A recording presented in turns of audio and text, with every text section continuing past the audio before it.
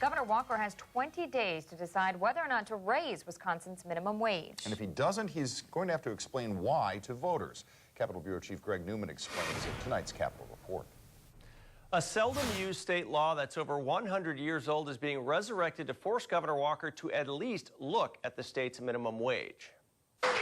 Today, we are filing an official complaint under Chapter 104 of the Wisconsin state statutes. And dozens of low-wage workers marched that complaint to Governor Walker's office Tuesday, with organizers stating it isn't just for show. After filing this complaint today, he has 20 days to take appropriate action and to raise Wisconsin's minimum wage to a living wage. Our Department of Workforce Development will look at that.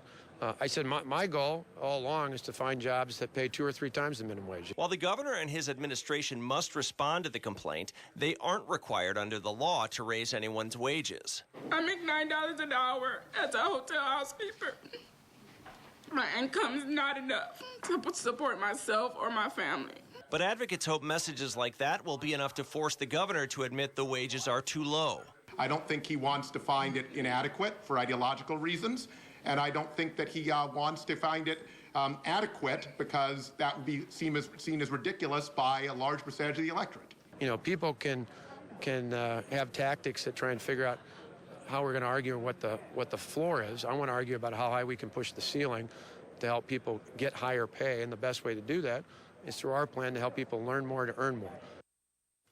Now, if DWD were to determine the wages being paid do equal a living wage, it goes no further. If they determine the workers are not being paid a living wage, they would then have to set up a wage council to determine how much the workers should be paid.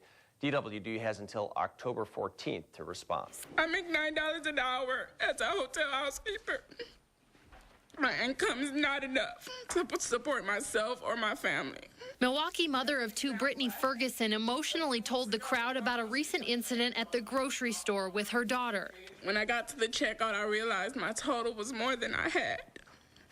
Even my food stamp card couldn't cover it. In front of my kids and a store full of people, I made the decision to choose either hot dogs or bread for my kids to eat.